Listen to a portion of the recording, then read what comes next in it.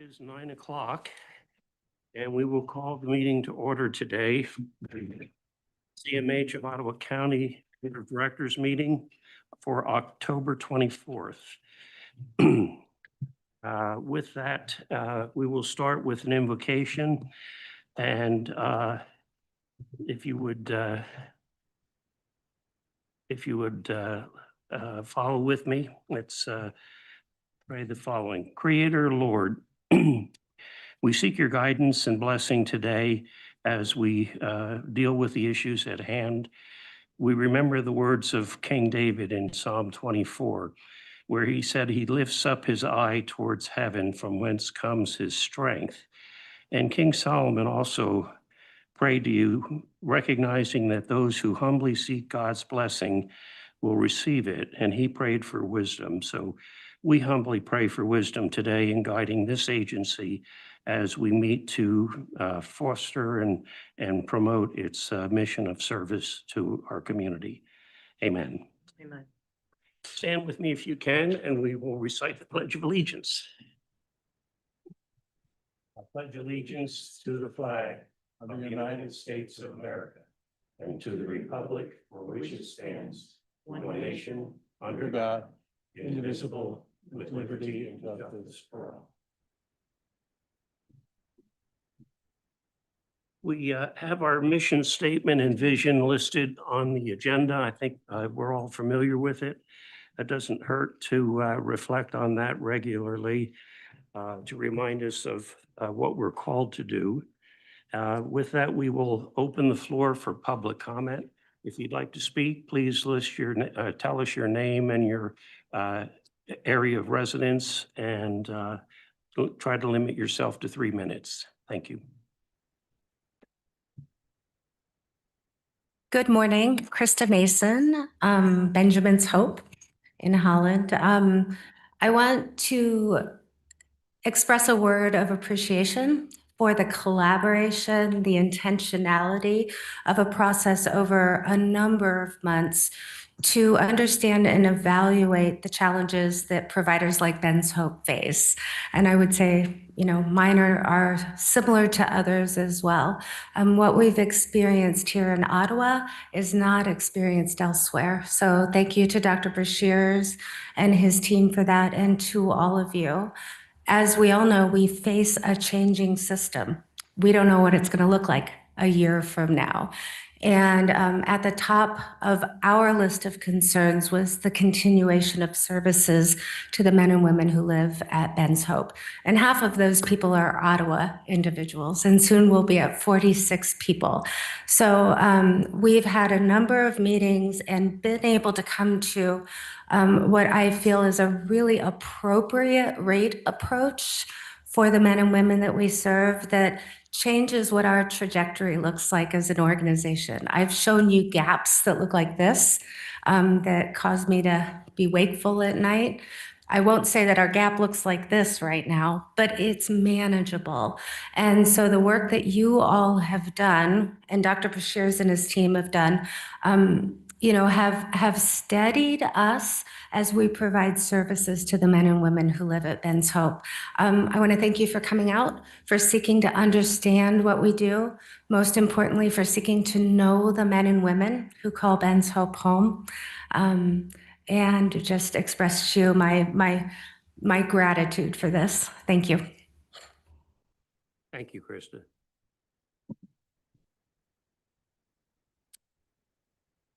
Good morning, Barbara Lee from the City of Grand Haven and the Momentum Center, where we're creating a community where every person is fully visible and connected.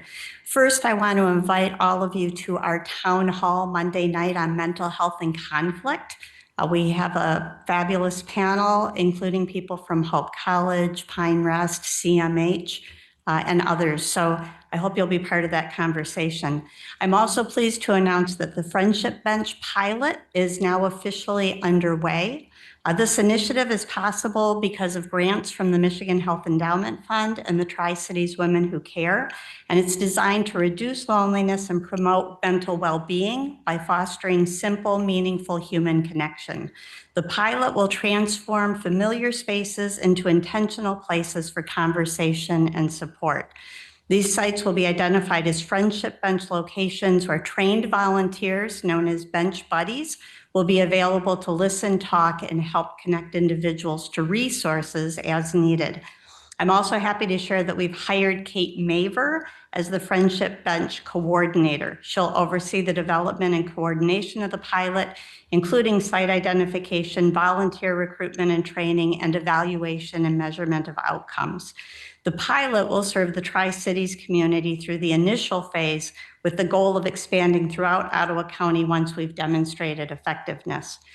Kate can be reached at the Momentum Center for anybody who has questions. She's actually on a conference call right now with the pioneers of the Friendship Bench in Zimbabwe. It might be worth noting that we will be the fourth location in the United States to have friendship benches. This is a worldwide evidence-based initiative. I also want to acknowledge an important issue affecting many of the people we serve. As I'm sure you know, SNAP benefits will be paused in Michigan beginning November 1st. This will increase hardships for individuals and families who are already facing food insecurity, including many, if not most, of our members. We have long provided access to food and will continue to do so while making sure that our members know about all of those opportunities. For instance, we have regular member lunches through the month, and every week in both locations, Grand Haven and Holland, we have a day of cooking and baking classes where members prepare food together, learn new skills, and are able to take home something nourishing. In Grand Haven, we also host a free dinner and movie night the second Friday of the month. That's open to anybody in the community. And in November, we're showing The Lady in the Van in recognition of Homelessness Awareness Month.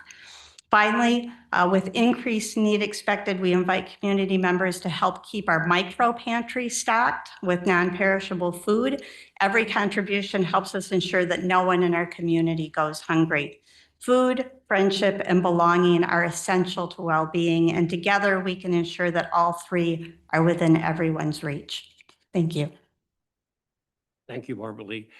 Hopefully these friendship benches will be a cell phone free zone. No cell phones allowed? Well, I suppose they could be used to show a picture but yeah, it's face-to-face communication. It's not anything virtual. That's got to be helpful. Yeah, we all need that. Any other comments? Do we have anyone online?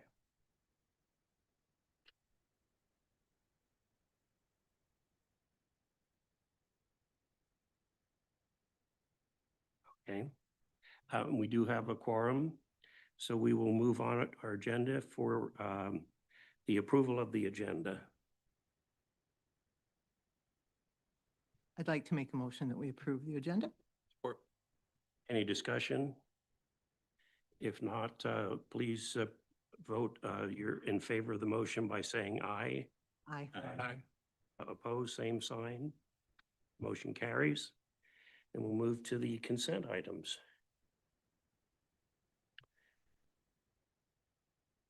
I move to approve by consent the listed items. Support. Any discussion of the consent items or any requests for moving them to the general discussion?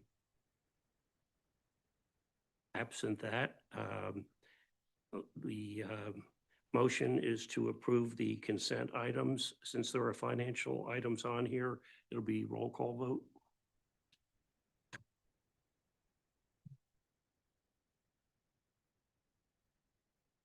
Director Van Hoven, Yes. Director Duff, Yes. Director Wick, Yes. Director Dritsma, Yes. Director Faulkner, Yes. Director Davis, Yes. Director Van der Twag, Yes. Director Wenzel, Yes. Director Bunce, Yes. and Chair Bird. Yes. Next item on the agenda are the committee reports. They were sent out in your board packet. If we could ask the committee chairs to give us a report, that would be great. All right, good morning. I'd like to make a report on the Finance Committee meeting, which met this past Monday, the 20th. And we didn't have any presentations at this meeting, but we had good discussion around a lot of other topics and specifically some of the budget items.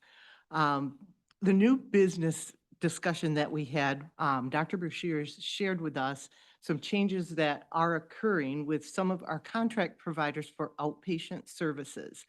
So bottom line is some are no longer accepting Medicaid eligible people, and so that will impact some of those we serve. And Dr. Brashear shared that his feeling is we're at the beginning of that because those rates have not increased for a long time. And thankfully, Dr. Brashear is initiating a review and also looking at working with some of our partners and looking at rates across the board. And yes, we'll have to stay tuned on that. Then we reviewed the amended contracts. That was your attachment A, and there were 2 of them. And we looked at the 5 new contracts that was in B, and there was nothing really significant in those. Nick talked us through the September financial statement, which was your attachment C. And as expected, those are not final numbers, even though the fiscal year has ended, revenue still comes in, expenses still go out. So in a squishy way, we could look at it, but we know that those numbers will still change. Nick assured us that he's confident that we will end well. So, and then let's see. I think I said that. Our final new business discussion centered around the Pathways to Better Health budget adjustment, which you saw in the packet. And that's what was a proposed adjustment for 26. They had not seen an increase in their revenue. And because it was a millage issue, and millage now is full board rather than just one committee, we'll be continuing to look at that as a finance committee from the financial side of it, but the PQI committee will also be looking at that from the standards and what is and is not meeting what we have requested the millage for. And so we were assured that that will go on. And I think that was it on that. Does anyone from the committee have anything else to add?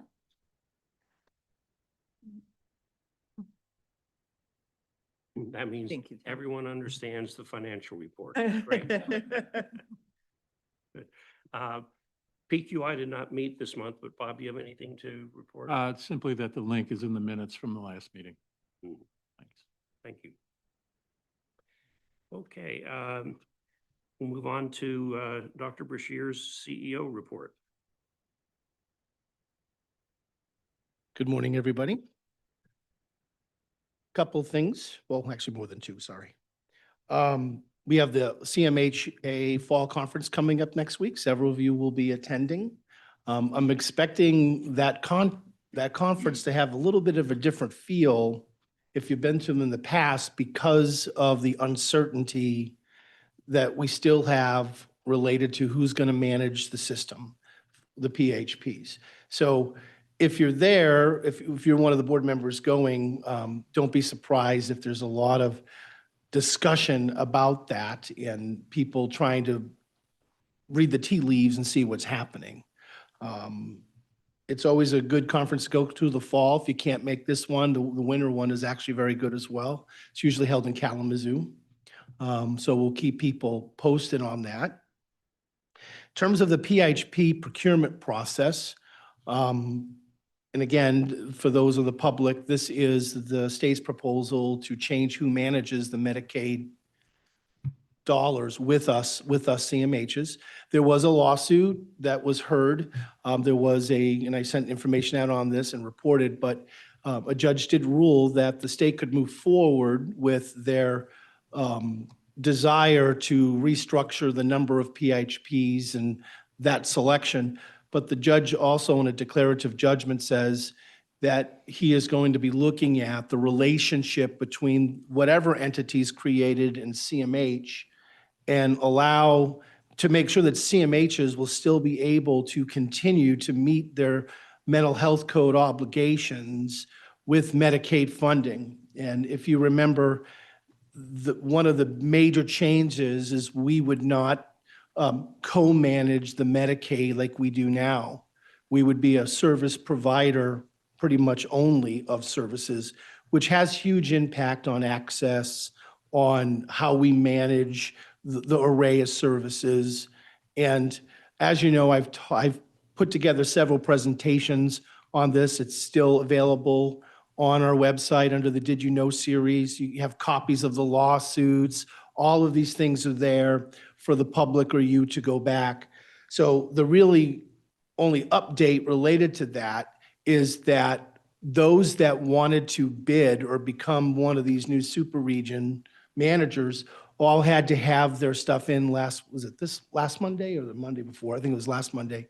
And I don't know who actually submitted a bid, but I'll be keeping my eyes out for that, of who actually submitted a proposal to manage these new regions. I know of a couple of them, but I'm not going to say who they are until an official list comes out.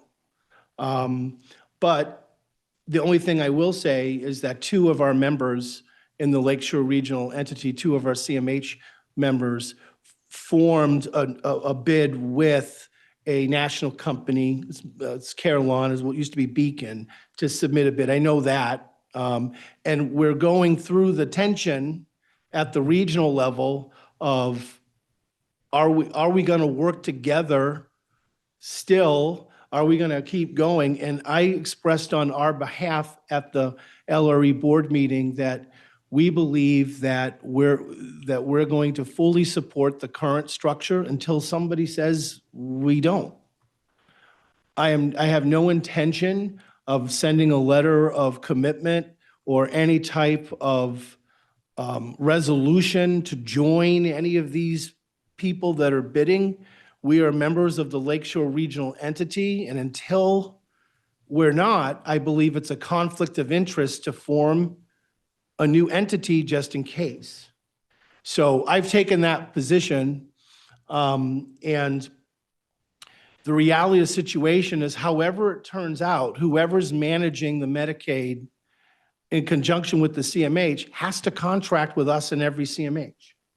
So to me, it didn't make sense to say, oh, I like this one versus that one, because whoever wins has to work with us. So I kept my options open and didn't come to you and say, let's have a resolution to be part of this proposal that's being submitted, because I don't even really know the criteria they're going to use to decide. So with all of that uncertainty, we have noticed a couple of issues in our community. As Vonnie mentioned, some of our current outpatient providers, people that we contract with to do outpatient therapy services outside of our team model or for families, are unable to maintain their current level of service with the rates and the changes in the system. And so we put together an outpatient therapy rate kind of group to look at what is needed and the impact of not having as many outpatient providers. And just to remind the board, if we don't have them, then we have to do it directly. We can't just go, well, there's no room at the end, none of our providers. So I will be doing an analysis over time of how much of it we have to bring back in-house and directly operate if we can't get providers to deal with the severe and persistently mentally ill or our families or our substance abuse on the outpatient level that just need therapy and some other outpatient services. And so it's not just going to be, oh, we have to increase rates. It's going to be me doing an analysis of what would we have to directly operate to ensure that there's a safety net for our clients that need therapy. I'm very concerned that there are certain populations we serve that don't have the same access, and those are adults with developmental disabilities or folks with autism. They are eligible and should receive outpatient psychological services if that is needed. And I think they're underrepresented in that. And so we have to take a look at how we create outpatient services for folks with different abilities that have secondary diagnosis of mental illness. I will be including that in our movement. The millage at the next PQI, we will be reviewing more outcomes on the millage, but I want to remind this board that you are actually the full board, the millage committee, and I treat that funding source just like every other one, and I will be bringing forth proposals and updates in this venue and others on the millage. And one of the things that I've discovered in the last year is that there is a whole level of group of providers are general AFC providers. Those are people that have an AFC, but we're not paying a daily rate. They're not a specialized residential program. We have folks, and the person may not require 24-hour observation and the like. That whole system, the general AFC system, is in dire need of support to ensure that they're providing quality services and opportunities for folks. We have clients or consumers that live in general AFCs. They get supports coordination or case management from us. And even a lot of folks on the mental illness side of the aisle, they require on that. And so I will be calling a meeting with AFC, general AFC providers sometime in November to talk about their challenges, because that might be a good use of millage because they're not eligible for Medicaid payments. And it's a system that needs to be looked at. Just an example, sometimes someone goes to the state hospital when it's a miracle and you can get somebody in, right? And when they're discharged from the state hospital, they don't have Medicaid or SSDI, and oftentimes they're coming back homeless. And so if we can beef up our general AFC system, we'd have a place for people to go under those circumstances. So I'll be looking at that as well. In November, I am going to launch my first meeting offering for parents and guardians. Come talk to Dr. B for an hour or two. It's going to be on a Tuesday. I think it's the 6th we put down or something like that. I'll get the date out there, but it'll be in the evening, and any family member of a consumer or a guardian or can come and have a discussion with me about anything that they would like, and for me to receive additional input from the community. So there'll be information on that. We had the pleasure of, was it last week that we did a Did You Know on our Clubhouse program, which is a psychosocial rehabilitation program for folks with mental illness. Even though we didn't have a lot of people join us live, because I do them on Fridays at noon, we did get over 60 people watch it afterwards. And so that's what's happening, is when we do these things during the session, you know, Paul's usually on there when he's there and others. But then after that, we get a lot of people that watch it and get educated on various topics. And so those have been successful. Internally, I'm consistently impressed about how the staff, CMH staff and our contract providers, are dealing and coping with the drastic changes in the system being proposed by the state. They're truly keeping their eye on the ball and serving people with respect and thoroughness. And, you know, I'm very impressed with that. We have over 100 and something employees, and they are keeping their eye on the ball, which makes it easier for me to deal with some other systemic issues outside of the organization. So just to let you know that I feel that we're working well internally. Our COO, Anna Beneric's doing a good job coordinating things within the agency. She has a operations meeting where anything that impacts whole agency. She's getting them to coordinate, look at an impact to all of our different divisions, and then I get part of it in the end. And without Anna's assistance with helping streamline internal operations, I don't think I could be doing the other things I'm doing. So just want to let you know that the COO is working diligently within our organization. Finally, the search goes for a new finance person to replace Amy. You can't replace her, but to fill that spot. I've been very thankful to Fiscal Services and Karen as Fiscal Director for the county and the Fiscal Services staff within our division. They haven't missed a beat. And they're pulling together reports that we'll get one day notice, like this is due tomorrow. And we have gotten tremendous support while we're looking for to replace Amy. I just wanted to let you know that the county has been very supportive in wrapping around our fiscal services needs at this time. That's my report. There are other items, and I'm willing to answer any questions. Just want to circle back. You've mentioned a couple of times about there's a couple positions that you needed to fill per the mental health code. Have those positions been? Yeah, we're looking at the rights position. This board has told me several times, fill it. Because I'd say, we have one rights person, just one. And you're like, well, you're going to fill it.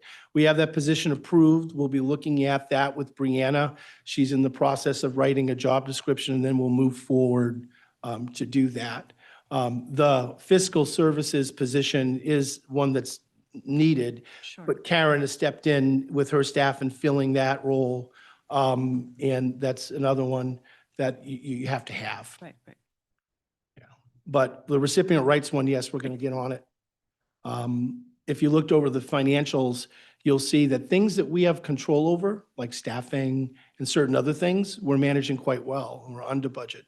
Things that we don't have control over, which is client care in dollars due to an increase of people being served and not the inability to say no if they meet our criteria, that's the budget that requires a lot more nuance with the region. And advocacy for the state to get more revenue. I have put together, as you know, a new level of care for residential called Enhanced Health and Safety. I've met with Hope Network, MOCA, Benjamin's Hope, Harbor House, several residential providers, and we've identified a group of individuals that their needs are so great that their daily rate can be between $500 and $1,000 a day. I intend with that group, with the region, to approach the state and show them this level of care. And I'm able to demonstrate that the conceptualization from the state of how much money we get doesn't figure in this level of care. I'm going to partner with other CMHs in the state to do this. And the goal will be to validate this level of care and fund it correctly. It's just a step down from inpatient hospitalization in a way. These individuals require consistent, continuous monitoring and evaluation. And so when you see our budget start to go up on some of that residential care because of these rates, I'm going after the revenue to offset it. And it's going to take 6 months to kind of see how successful I am with that. But I won't be doing it alone. And I've asked residential partners to partner with me and use their leverage to talk to the state, Hope Network, the like. And I know that some of you have toured some of these places, and the amount of care that's being delivered is amazing. So more to come on that process, but I just wanted to update you on that as well. I appreciate you reaching out to the general AFC homes. I think they provide an important role in our community, and they are woefully underfunded and are doing a heroic job with some of these folks. So I appreciate our proactive effort to reach out to them, and looking forward to see what can be done. I just had a question. So obviously the other CMHs that you're partnering with, they're having the same patterns. So it's Yes. kind of Yeah. Yeah. Makes And perfect so, sense. right. And really what I'm saying is these needs are not going away. You know, traditionally in our system, we believe that people will step down from one level of care to another. We have groups of people in all of our divisions, family services, substance use disorders, mentally ill, IDD, that their quality of life may improve, but they still need the same level of support for long periods, if not permanently in some case. And so the way that the state conceptualizes how we get our money has the thinking of step down for residential in it. And for this group of people, which I estimate is about 15 to 20% of everybody that we serve in residential, there's no like step down. And they're home, you know.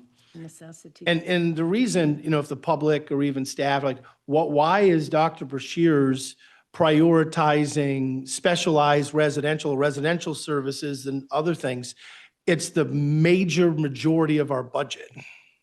The majority of our expenditures are in residential cost.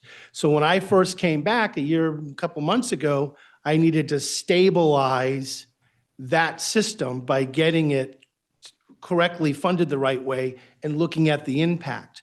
I don't fully intend to have my whole career focused on that group alone, but that's why it's a priority. It is literally 30 to 40% of all of our expenditures as an agency. So I'm going to stabilize that and then move on to other things within our organization and other groups. But I know it can sound like that's all I'm looking at. I wish it was the only thing I had to look at, but it's not. But I just want to let you know why it's such a priority. Michael, when Mount Pleasant was closed 15, 20 years ago, whenever that was, a number of or just about everybody who was getting services there were sent back to their residential communities. Mhm. We received here in Ottawa County, I think, 2 consumers, Yep. with severe and persistent mental illness. We were required to provide appropriate services for them. Did we ever get more money from the state to do that? Yeah, at that time I was here, they gave us additional funding, realizing and validating that these people might need one-on-one support around the clock in individual small settings. And that's what happened. We had some of the last folks to come out of Mount Pleasant come to Ottawa because of the severity of their needs or the amount of needs. And so, yes, and that's the type of discussion I'm going to use when approaching this is how this is, you actually validated this for one period of time. But then over time, they took away that additional funding because it was like a transition funding to get folks out. Well, the community, you know, it's not like the needs changed. Now, those clients did quite well after a very difficult transition period. And so the idea of moving folks into the community is wonderful, but you got to provide the right supports. And so since I've been back, it seems like the system has forgot this. Like these people are still here and they're no longer viewed the same in terms of costing need, and I need to get that rekindled. But you are correct, we did receive additional payments for over a year from the state. So the precedent is there. The mental health code does establish a priority, a hierarchy of service provision, for the most needy being the first priority. And, you know, again, that fits into what you're trying to do. Now, can you give us any update on the Robert Brown Center? Oh, yes, great. Glad that you asked. With our partner Hope Network, we are transitioning Robert Brown, it's actually going to be called Holland's Hope, right? As a residential program for at least one individual right now, but other individuals that are probably at the highest need of residential we're talking about that require one-on-one or two-on-one staffing. We're in the process, they're already in the process of hiring staff for that. And we met with Hope Network yesterday, and there's a meeting this Monday about it. And we're anticipating having that program up and running in the next couple of months. And it's going to be a place where instead of sending somebody to the other side of the state because we don't have that level of care. We're going to try to create it here. We're going to start with one individual, then add another.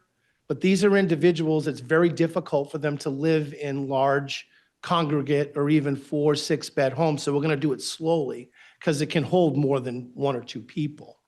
But we're designing a very specific program for this individual. And once we get everything ready to go, we'll come and do a presentation on it. We'll have an open house related to it, but we are converting the Robert Brown resource into a resource that we direly need in Ottawa County, which is residential care for the highest needs people.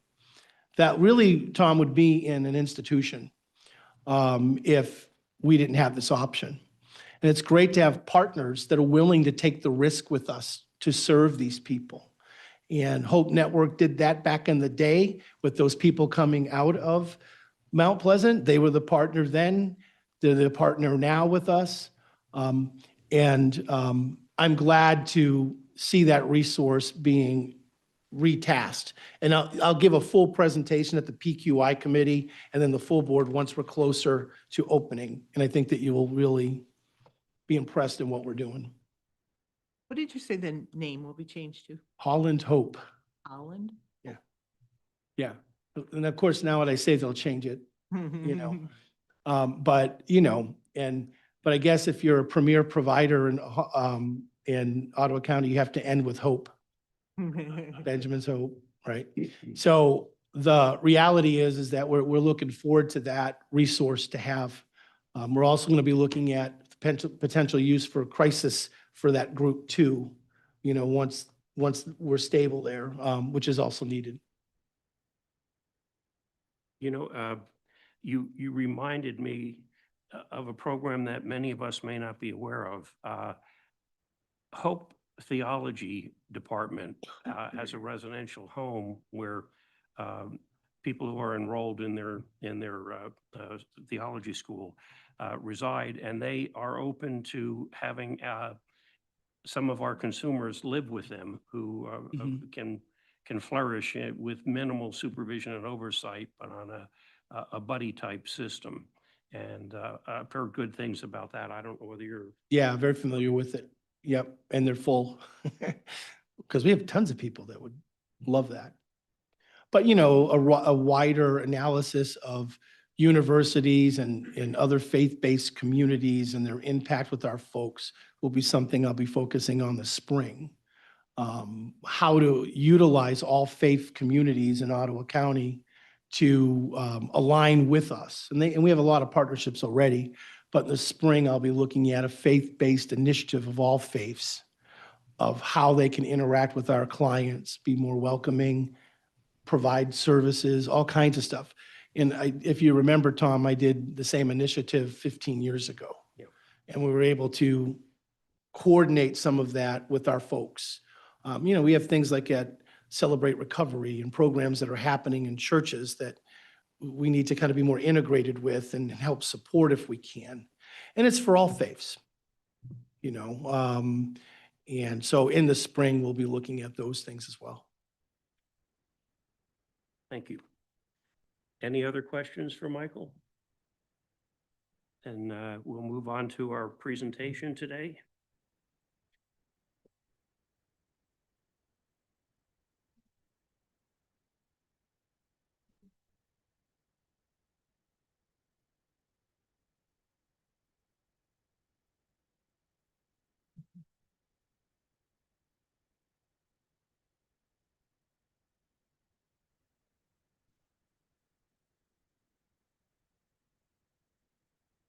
Good morning, everyone.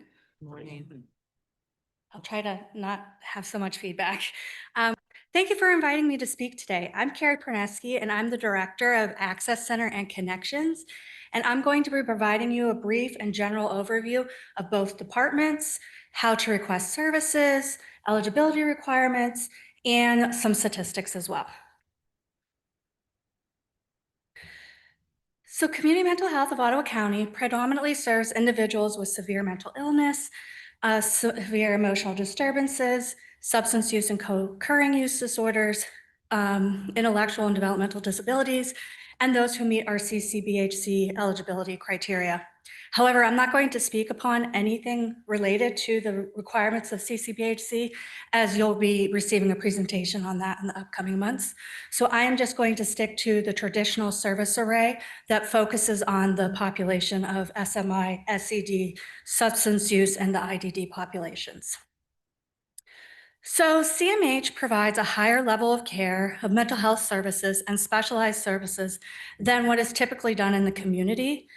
And that is typically through evidence-based practices, which you heard a little bit about last month.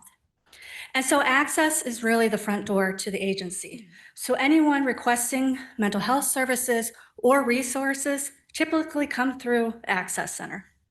And so our role is really connecting people to the appropriate services in the most efficient way possible. So how do we do this? We do this by having two major roles in Access. The first being the gatekeeper role. And that is Access is the sole source of eligibility determinations, which I'll speak about in a minute. The other role I've mentioned is that we connect people to a lot of resources. So we are getting people connected who have very complicated situations. They might come to us with 5 or 6 problems that need to be addressed immediately, or we're getting calls about services that are unrelated to CMH, so for food or housing or clothing. However, our staff are completely knowledgeable about the different services and who provides what services in our county, as well as the surrounding counties, so that we can get folks connected to those services as fast as possible. And one program in the Connection Center that does this is our Navigator program.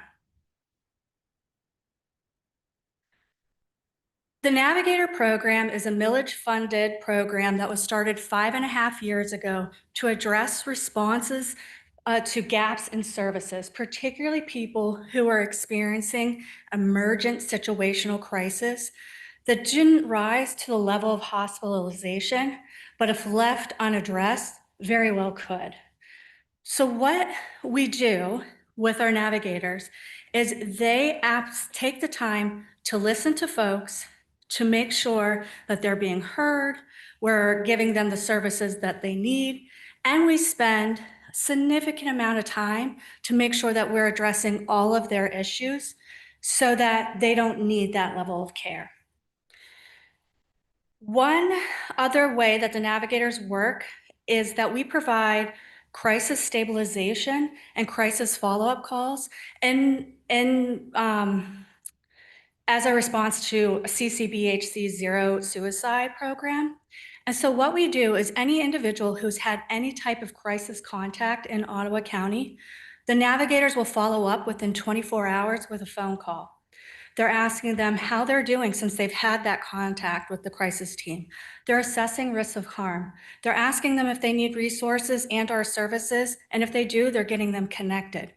In addition to that, they're also writing a handwritten card that they send to folks with a message saying, hey, we're here for you, we can help you, with our contact information, and that they can reach out to us at any time. And folks really respond to that. We get a lot of response from those handwritten calls. We follow that same process for anybody who is discharging from inpatient hospitalization, crisis residential services, and partial hospitalization. The navigators also look to serve the underserved population. So one of those populations that we work closely with are veterans. We work very closely with the LRE's Veteran Navigator, our county's Veteran Department, and our navigators are often at countywide events and community events that are targeted towards veterans.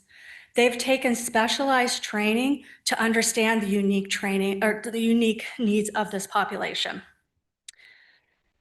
And then another underserved population we focus on is the unhoused population. So those who are experiencing homelessness tend to have their mental health and substance use fly under the radar. Why? They're worried about where they're going to get their next bite, where they're going to lay their head to sleep tonight.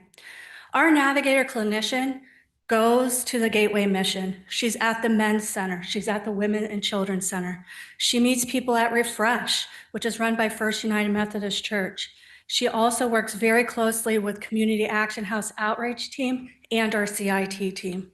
She is able to address their mental health and substance use while they're actively addressing their basic care needs. So now I'm going to show you a short video of our navigators that they can kind of tell you what they do every single day.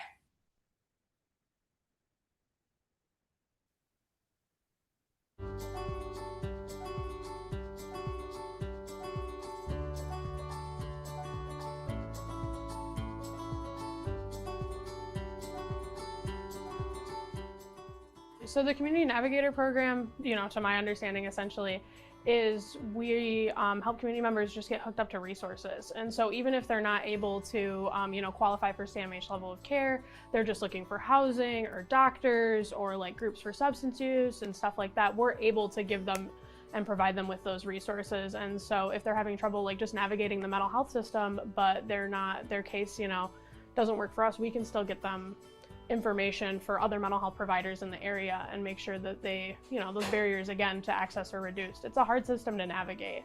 We serve as guides to community resources, whether they be housing, food, clothes, mental health services in the community, or mental health services at community mental health. I think we're just making sure that everybody's set up the way that they need to be. We're attempting, said, to reduce some barriers in accessing not only mental health services, but physical health services and housing services. Really big things that are just, people struggle to navigate, helping with like insurance questions, stuff like that. And so our goals are just to reduce those barriers and accessing things and to make sure everybody has like the footing that they need to get hooked up to all of their resources and to make it to be successful. We have success stories when a parent calls about their child who's experiencing severe mental illness, and we can help walk them through the steps to get them connected to services. We have a lot of success stories. Someone may call and say, oh gosh, I heard about this new medication for persons who abuse alcohol and have trouble abstaining. It's a shot. What is that? And I can talk to them about that and direct them to the agencies to call to get connected with a prescriber for that shot and hopefully, go into recovery. I feel like especially around like such severe mental illness that we deal with, there's a lot of struggle that people have in admitting, especially the older generation, with admitting that they're struggling with mental health issues. And so by not only helping them with mental health, but by, opening that conversation to a bunch of different things, we're able to sort of reduce that stigma and connect with more people. And people know that we're here to help as opposed to we're just here to police somebody's mental health. I feel good about the services that I provide. A lot of times the persons are in situations that feel dire, urgent. The situations are often extremely complicated. There's a lot of ways that I can help them by giving them information and pointing them in the right direction and laying out steps. I feel that that's very helpful because I feel like they're getting the time and the attention that they need. They're getting some emotional support because they're getting the time on the phone. It's not just a quick, oh, call this place, call that place, and then you hang up on them. Their situation is so much more involved in that, and they deserve so much more time and attention and respect. So it's really difficult working in mental health sometimes, and you see a lot of really big struggles and a lot of huge like societal issues that you can't solve. There's a lot of struggles with like mental health and housing that a lot of the impact is coming from, on a policy level or something that this person just can't fix. And so seeing us being able to still get success from taking these small steps just keeps me motivated to continue working on it. I'm just glad to be a help and a resource to persons who may not generally know about mental health services.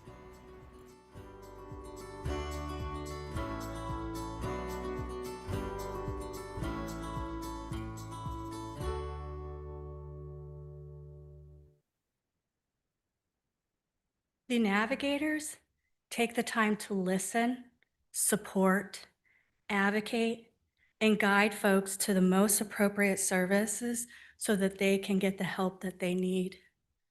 That's what makes the Navigator program so unique and so special. And to my knowledge, we're the only CMH in all of Michigan who has this program. Again, it's through this millage-funded program that our navigators can spend the extra time that folks need to make sure that they get connected to resources, and we can walk alongside them for however long that individuals need us to walk alongside them. So I'm going to shift gears now and focus on the Access Center.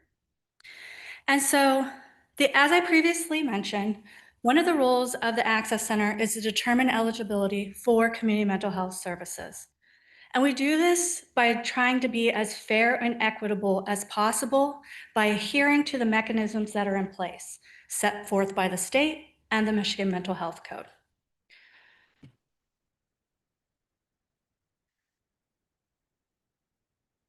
So again, I will be focusing on the higher level of care for our traditional service array and not CCBHC, because this will be presented to you in the upcoming months. For the SMI and the SUD population, an individual needs a qualifying diagnosis, and the assessment tool that is used is called the Level of Care Utilization System, or the LOCUS, which is a standardized and objective tool that's used to help use a person-centered approach through the assessment process. For our SED or our kids, again, it's a qualifying diagnosis, and the assessment tool that is used is based on the child's age. You heard about all of these assessments when our family services director came in, so I am not going to go over those. You'd be sleeping. I am going to focus on the IDD population. And the state's criteria for this population is different than the other two populations, as the criteria comes from the Michigan Mental Health Code. And the criteria that's specified in the Michigan Mental Health Code is if a person has had a chronic or mental impairment, and if that chronic physical or mental impairment has happened prior to age 22, and will that chronic physical or mental impairment more than likely continue? And if the answer is yes to all three of those, then you have to have substantial functional limitation in at least 3 of the 7 major life areas of self-care, communication, mobility, learning, self-direction, independent living, and economic self-sufficiency. That is a lot for a family to come in and be asked about, and we recognize that. So when someone's being scheduled, we send out a letter outlining all of those 7 major life areas, indicating what questions we're going to be asking, and so that the families are prepared and know what to expect when they come into our assessment. We're also asking for medical records, school records, and any prior mental health records to help us aid in this assessment for this group. So how does this all work?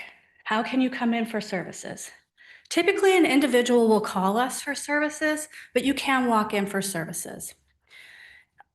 A member of our access team will begin with the person's presenting problem, the issue why they're coming to us.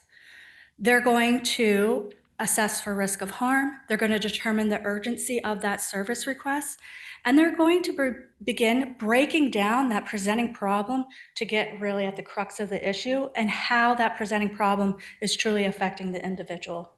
They're going to schedule that individual for an assessment, and while they're doing that, they're going to offer the individual whether a virtual appointment or a face-to-face appointment. The majority of our assessments are done face-to-face. And they're also going to offer that individual to bring a support person. So when the person arrives to our office, they'll check in with the front desk. They're going to fill out the normal paperwork, just like you and I do at any doctor's visit. And then our master's level clinician is going to come out and start that assessment. The assessment is comprised of 2 parts, the eligibility piece and the psychosocial piece.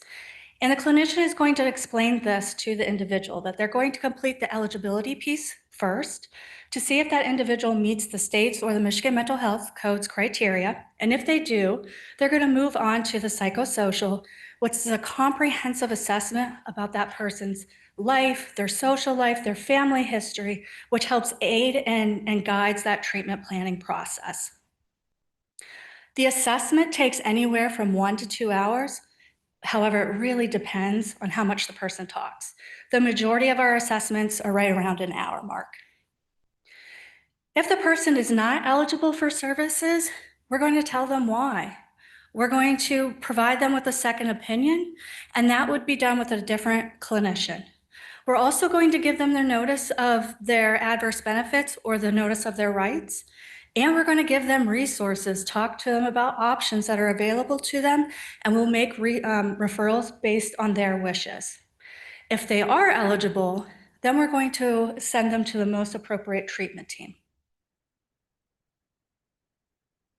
So now looking at some statistics. For fiscal year 2025, our navigators provided a total of 3,183 services, with 1,579 being unique or first-time services.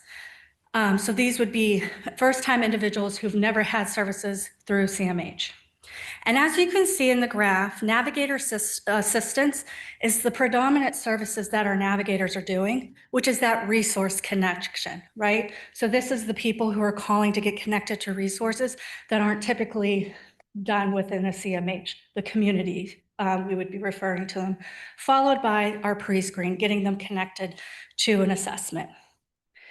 And as you are all aware, we have switched our electronic medical record from Avatar to Auto.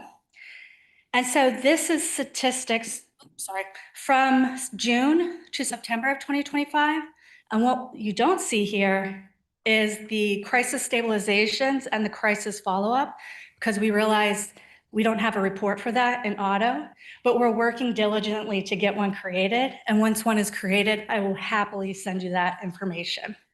But again, you can see from June to September, again, that navigator system is that prominent piece that our navigators are doing, connecting individuals to resources for however long it might take them. And then finally, for fiscal year 2025, Access completed 595 eligibility assessments. Of those assessments, 12% or 74 were not eligible. The majority of the folks who are not eligible are in the MI adult or the family services team. And the reason why they're not eligible typically is because they're asking for services that we don't provide. So some people are asking for acupuncture or equine therapy, and we just don't have those services.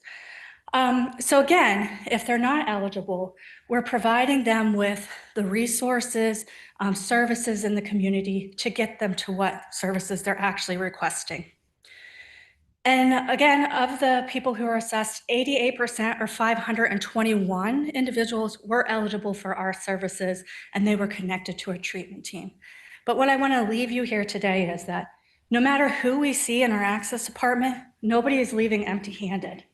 Everybody is leaving with resources that they need and that they want.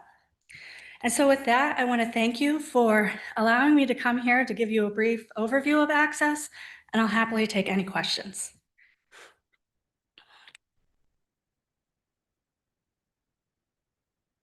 All right. Pretty thorough. Thank you. I Oh. do have a question about the Navigator program also. So we have Navigator, Veterans Navigators at the LRE, the county, and at CMH. Can you differentiate between the roles and responsibilities of each of the level? Yeah, so the LRE's navigator, they respond to any request from any of the CMHs within the LRE system. And so we utilize them. They might call us for a veteran who is in Ottawa County to get connected to services. We typically interact with the the county's department when they have an individual who they need to get us connected with mental health services, or they're often inviting us to go to the community events that they have, like Veterans and Donuts that they have, and we set up tables for anybody who wants to come in to learn more about the services that we're offering. And the Veteran Navigator is under the CCBHC services, so those are going to be talked about in the upcoming months, and I don't want to steal anybody's thunder. Anything else? I have a question for you. Sure. You said that there's some people who are not eligible because we don't have services such as acupuncture or equine therapy. The mental health code says that we cannot use the excuse that we don't have services available. Our job is to find a way to provide appropriate services. The key word is services appropriate to the needs of the individual. Would you say that acupuncture or equine therapy are not appropriate for the needs of the people who are approaching us? Or are you saying that they are appropriate, but we don't provide them? Exactly that. They very well could be appropriate for any individual. We just don't provide those services at Ottawa County CMH. Mhm. Yeah. Well, I guess that's the key question. Are we required to provide them if they are considered appropriate services? Or do we, as part of this process, determine a hierarchy of need? And what we're saying is there are core services that we do provide that are for the most needy, but these other services are discretionary.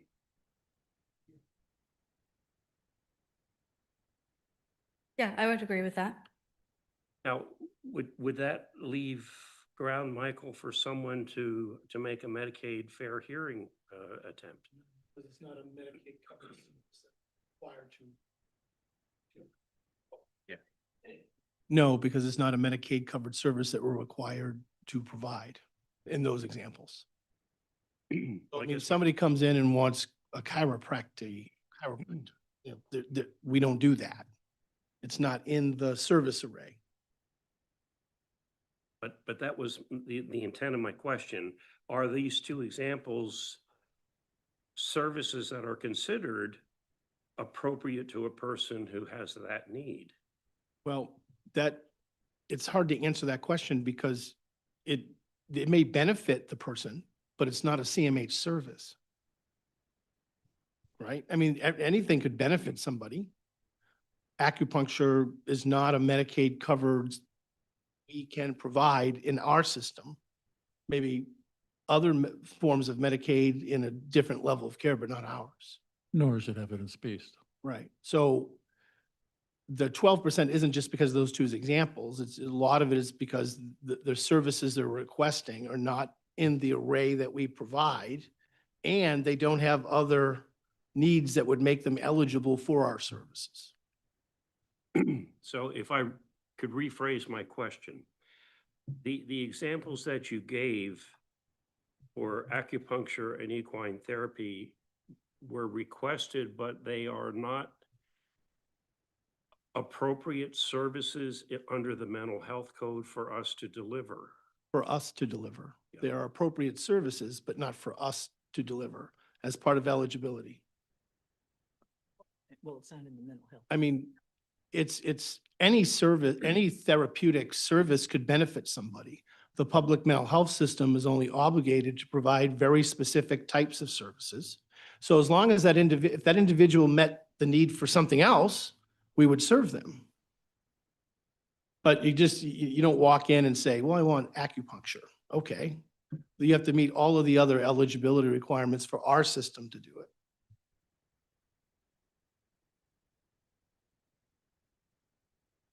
Thank you. Carrie, out of that 12%, were there any individuals that requested second opinions? We have very few second opinion requests.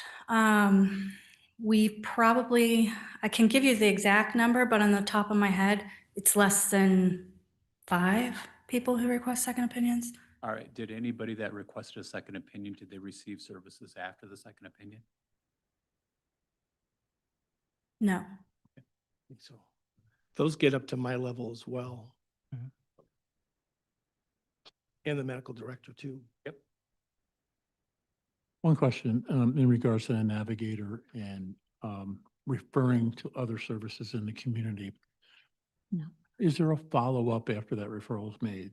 Do we follow up as to how many of those people actually utilize those services? And do we get feedback in regards to? And we ask the individual if they would like us to follow up, and we, whatever their wishes are, we will, if they want us to. If they do not, then we respect their wishes. Thank you. Mhm.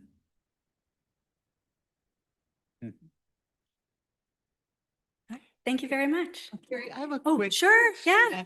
Also on the Navigator program and looking at the population underserved, the homeless.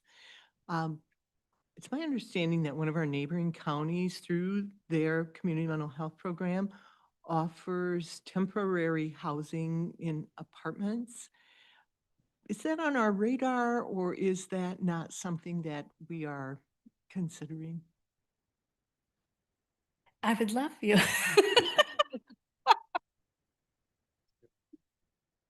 Thank you. This is my old job, so I don't do this every day anymore. But we do have some specialized funding available, some through millage. There are also very small amount of Medicaid dollars that can assist somebody with housing. Our community mental health is pretty lucky that we have a large grant with the Department of Housing and Urban Development.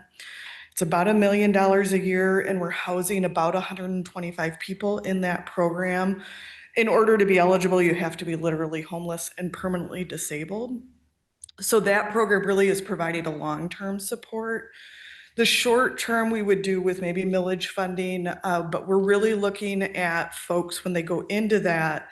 If we're going to provide funding, there's also long-term planning taking place so that somebody has not only a house for a week, but they're going to have a home that they can stay at. Thank you. Yep.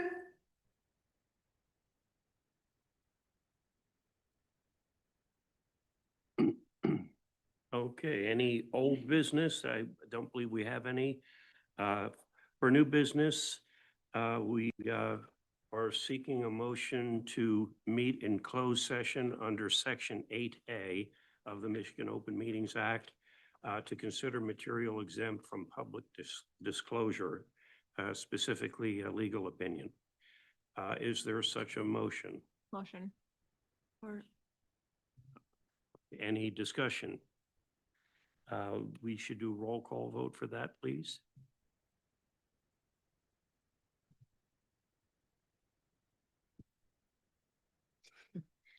Director Dritzma, Yes. Director Wenzel, Director Van Hoven, Yes. Director Wick, yes. Director Duff, Yes. Director Bunce, Yes. Director Vanderswag, Yes. Director Davis, Yes. Director Faulkner, Yes. Chair Berg. Yes. We will meet in the adjoining conference room. And those of you who are here in the audience, if you dare to wait, we will be reconvening after that meeting.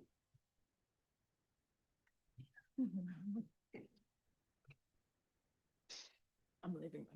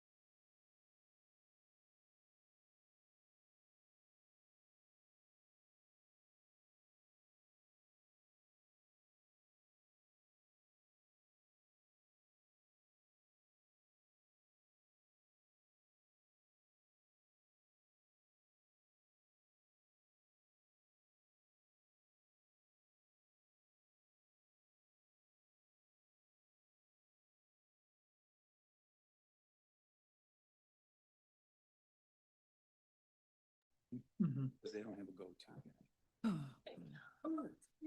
I mean,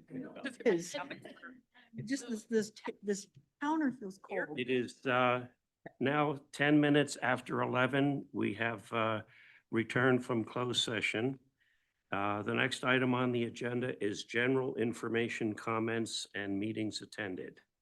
Anybody wish to contribute?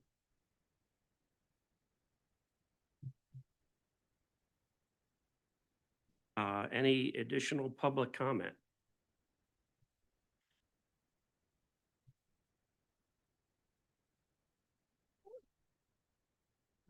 Austin, City of Holland.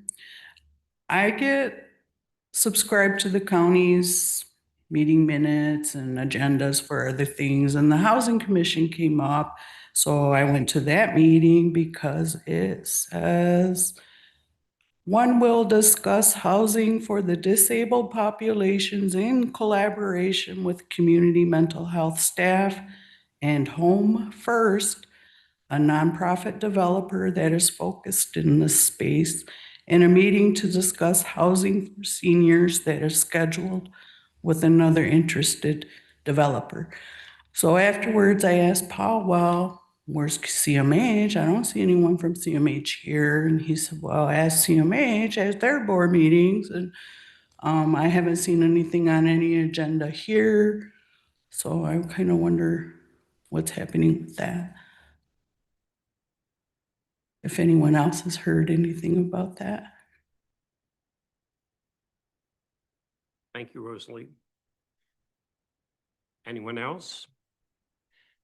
Do we have anyone left online?